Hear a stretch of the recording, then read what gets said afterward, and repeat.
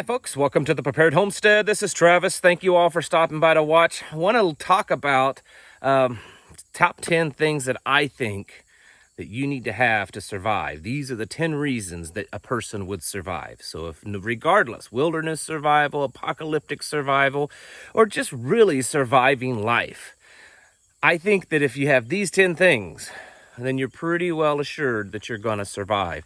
And we'll get to that here in just a minute. It looks like, I think, as of the making of this video, that we're probably breaking that 50,000 subscriber mark. When I started recording this, it was just a few subscribers short of that. So go ahead and subscribe if you haven't done so already, and it'll make sure that we punch through that 50,000 mark.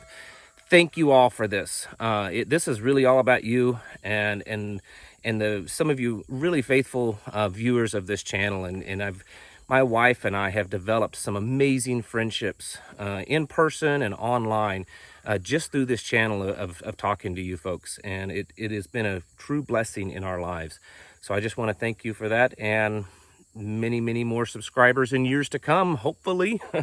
Maybe not always out here on YouTube, because I don't think that that's going to last forever, but there'll be other places, and you can even find out other ways to connect with me down in the description below, including the new website social media network that we have developed, that you can go in there, and there's over 1,000, I think close to 1,500 people now in that group, and it works a lot like Facebook, and you can go there and communicate. All right, one other thing before I get started on this video, I want to show you this cool t-shirt that I have. I'm going to back up here. Actually, I'm going to tilt the camera down. I think it'd be better. That's right. See that? All right. Some friends of ours, actually very good close friends of ours, possibly the closest friends that my wife and I have started a little t-shirt business called Grafted In Designs. And I got this t-shirt from them, and I just wanted to plug them. I'm not making any money off of it. I wouldn't even take it from them, because they're good friends of ours, and I want to do what we can to kind of promote what they're doing, and they are really cool. They design them themselves, print them. The material, man, I don't know what kind of t-shirt material. I know they said it's all made in the US, but it is the softest t-shirt material I think I've ever felt. Really comfortable. When I put this thing on, it's just really comfortable. They have some cool designs. It's graftedindesigns.com is their website. For those of you that like to get some cool t-shirts, especially those are my brothers and sisters that are Torah folks, you can find some cool stuff over there. All right, so now let's get on with this. 10 reasons you will survive. I said this morning, and I was thinking about this, and some of you may be shocked at this list, because guess what? There's no guns on it. There's no ammunition on it. There's no bug out bags on it. There's no bug out vehicles, no bug out locations. None of that stuff is listed in my top 10 things, top 10 reasons that you will survive. So let's get on with it. Now, there's got some overlap. I think you'll see that. But definitely, I think that each one of these are extremely important. Number one, most importantly, is the will to survive. I mean, I know that just kind of covers everything, but really, you have to have the will to survive. You have to have that determination that no matter what you go through, you will survive.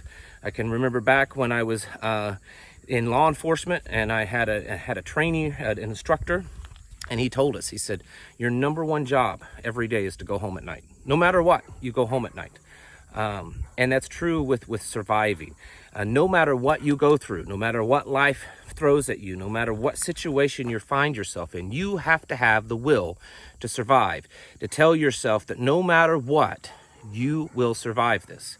Secondly, I put down, and I want to point out that these are not in any type of order. They're just thrown out there. Second one, hillbilly ingenuity. Some of you know what that is. Some of you may not be in a place that you quite understand hillbilly ingenuity. But hillbilly ingenuity is the ability to take just about anything and make something of it. I have lived my whole life around hillbillies. I started out in life being born over in the eastern Tennessee, and now since I was about 5 years old, I've spent the rest of that here in the Ozarks. And there's a lot of hillbillies around, and I've learned from watching these older generations that's lived here all their lives that may have not had a lot of money. They may not have always had the proper tools. the proper materials to make things. And I've seen people go through junk piles and rummage through scrap yards and just take random items that most people would consider complete trash and turn them into something. The ability to build things, to make things out of nothing, hillbilly ingenuity. And that's seeing something out of nothing, really, is what I think it is. Determination. Determination is a lot like that will to survive. Determination also can be you're determined to complete a project. You're determined to fix things. You're determined to make something work. This is something I've been working on teaching my 13-year-old son, that when you're putting something together, when you're building something, when you're repairing something, it doesn't always work out the way you want it to right away. You're not always, there's times that I'm working on, say, a vehicle that I'm not always able to fix it right away. And I get to this point, maybe I can't reach a certain bolt, or I can't get it to turn, or it strips out, or something. And I think, man, I'm at a stopping point. I've hit a brick wall, and I can't seem to fix this. And I have to sometimes step back, take a break, catch, my thoughts, and come up with a different approach. And I'm determined to fix that. I'm determined to survive. I'm determined to build something.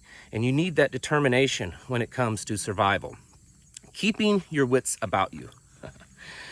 Keeping your wits about you. When I thought of this, I thought of the movie Braveheart. Remember when William Wallace, when he's a kid and he's wanting to learn how to use the sword, and I believe it was his uncle Argon or something like that, I'm sure someone will correct me if I'm wrong, came to pick him up and to take him off to live with him, and little William Wallace is wanting to learn how to use a sword, and his uncle says, first learn to use this, his brain, and then I'll teach you how to use this, the sword.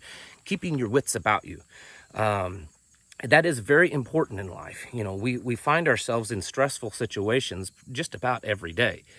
But as things continue to progress to get worse in the world that we live in, and if we ever find ourselves in a true SHTF, a real survival situation, I assure you, you're going to be stressed. You're going to be stressed probably on a daily basis. You're going to be worried about where your next meal comes from. You're going to be worried about your safety and security, of who may invade and who may take from you. You're going to be worried about, government more intrusion on your life, or if you can keep yourselves warm during the wintertime. You need to be able to keep your wits about you, even when things are stressful, and be able to think through a problem clearly and not be so overwhelmed with the stress and the fear that you just panic and you lose all ability to think through something. Keeping your wits about you. Having skills.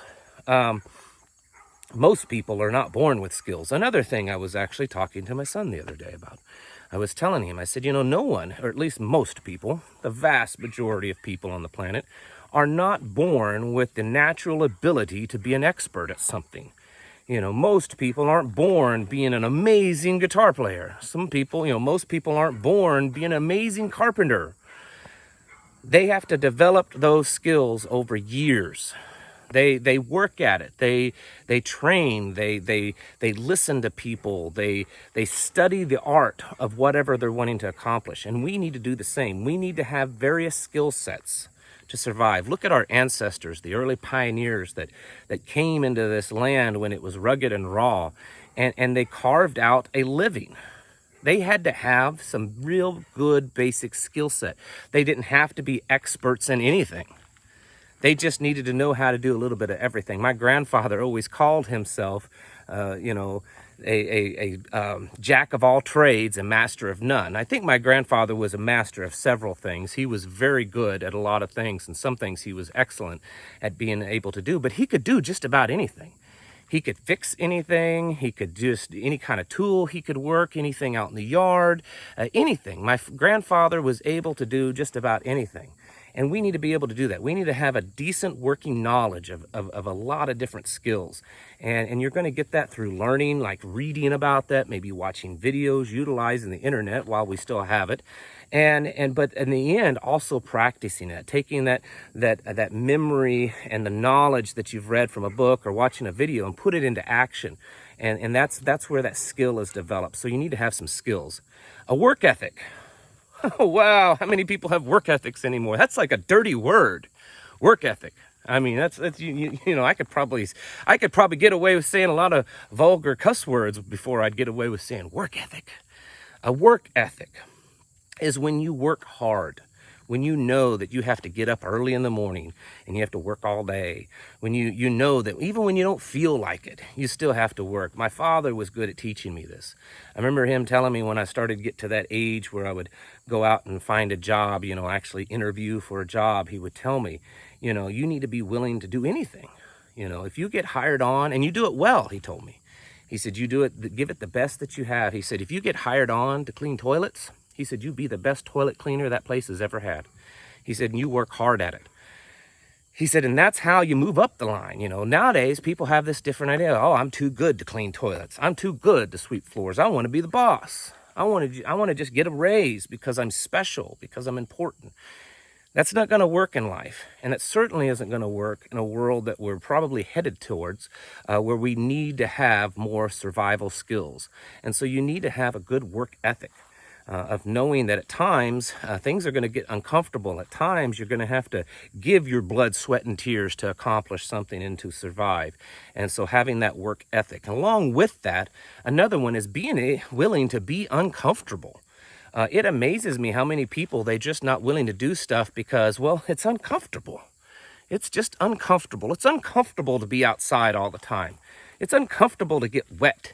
It's uncomfortable to be in the cold. It's uncomfortable to be dirty. It's uncomfortable to have bugs on you. It's uncomfortable. It's uncomfortable.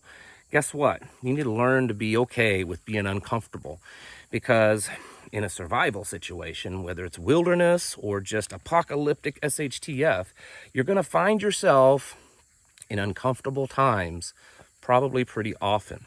I used to do a lot of survival camping when I was younger, in my 20s and into early 30s. I would, you know, a lot of times only go out with maybe a pocket knife and stay for days out in the woods and just push myself to see what I could do. Occasionally, I would even maybe take a small, you know, pocket-sized survival kit. But the point is I would go out there and just see how well I could survive. And I'm telling you, as fun as it was, I was uncomfortable a lot of times. You know, it'd be cold, I'd get wet, I'd be hot and sweaty, I'd be dirty, I'd have bugs on you, critters all over the place. I mean, you're just uncomfortable at times, and you need to be okay with being uncomfortable sometimes. Shedding modernity. This is going to be a tough one, and this is going to be one of those ones that I think a lot of people, if the big one ever happens, they're not going to survive. They are so connected, and they're so much slaves to this modern world that if it was taken away from them, they couldn't make it. There are many times if I'm out in town or out in public, I just kind of watch people and observe, and I think, you know, what would they do if they could never use that cell phone again? What would they do if they could never have those coffees, or if they couldn't carry around their $4 or $5 bottle of water all the time, or if they couldn't have those fancy comfortable clothes, or drive their nice vehicles, or just have air conditioning, or a good meal, or a soft comfortable bed. You know, it doesn't take much of going out in public and going to stores, and if you watch TV, we don't, but and seeing that our society revolves around being comfortable. You know, and this modern, you know, technology and gadgets, and it all makes everything much easier in your life. You need to be willing to live without that, to live a much more rustic existence. It doesn't mean that you will have to, but you need to be willing to do that. You need to be willing that if some point in your life you have to walk away from all that, you have to leave your cell phone behind, that you can do it like that and not bat an eye. If you have to, you know, live without the modern conveniences of, you know, cooking and electricity and heating and air conditioning and travel and clothing and everything like that, you need to be willing to shed the modern world. Because if you're that connected to it, if you're that beholden to it, it could bring you down with it when it all comes crashing down. Think critically, folks. Think critically. think critically in a lot of things. And when I say this, the first thing that comes to my mind is when you're hearing things, when you're being told things, when you're being told that, well, the science says this, our experts agree that this is what it is. Why, we get paid lots of money and we have all these fancy degrees and we say it's this. Think critically, folks. Don't just believe everything you're told. And that comes from the left or the right. I see misinformation from both sides, folks. And don't think that just because this person is a conservative or that may align with your beliefs that everything they say is correct. Think critically and try to figure for yourself. Everyone has that ability. Everyone has that brain power. You just got to use it sometimes. And if you don't use it, it gets out of shape. Think critically in survival situations. If that's the best option, if that's the best path, the best route, or how to do something, even if you don't know, maybe you're in a situation that you have absolutely zero knowledge and skills of how to survive in that particular situation. If you think critically for a while, you'll probably figure it out on your own of a way that you can get through it. And last but not least, and this kind of covers it all to wrap all this up, you've got to be prepared. I know that's such a cliche, basic thing, but what that means is that you're preparing now for what happens later. The world that we live in thinks of being prepared as this crazy notion that someone would actually be prepared. And that's because we live in this modern world where you don't need to be prepared to be a modern person. Everything's provided for you. We never have to question of where to get medical care. We never have to question or wonder if we're going to be warm in the wintertime, if we're going to have clothes or food in our stomach, or just basic conveniences and even modern conveniences. We don't have to worry about that because we live in this modern world where everything is just handed to us. And it really creates a form of slavery. That's what we are. We've become slaves to this modern world. We've become slaves to having things at our fingertips, and it's always available no matter what. Our ancestors, our forefathers, did not live in a world that way. And so they were always prepared. They knew that the next meal was not guaranteed, and the next season's harvest was not guaranteed, and that the heat for the next winter was not always guaranteed, and that the fact that they were safe and secure was not always guaranteed. And so they prepared for that. Your grandparents, they were all preppers, okay? Regardless of where they lived. Even if they weren't, lived on a farm, they were preppers. Everyone was, because that's how you had to be to survive. And we need to get back to that again. We need to take prepping as not just having a cool gun and a bunch of ammos and some freeze-dried food and a big old bug-out bag, but being prepared is living a lifestyle for the future, that you're thinking ahead, thinking down the road, around the curve of what you need to do now in case things get bad in the future. And that can be for anything. It doesn't have to be the big apocalyptic SHTF where all of civilization comes crashing down. It may just be a storm. It may just be an injury that keeps you from working. It may just be a child that's ill and that costs a lot of money to take care of them. There's a lot of things. Your engine blows up. Your house burns down. The place that you worked at goes out of business. There's all kinds of things that happen in our lives that we should be prepared for. And the modern person is just not anymore because they're so used to everything being right at their fingertips, instantly available whenever they want it. And I have a fear, I guess you could call it that, or at least an idea that we are leading ourselves and headed into a direction that things in life aren't going to be as easily available as they once were. And so we need to do what we can to prepare for that. All right, folks, hope this list helps you. Stay prepared, do these 10 things, and I think you'll come out definitely on top with whatever life throws at you. Thank you all for watching and for that 50,000 subscribers, and I'll catch you in the next video.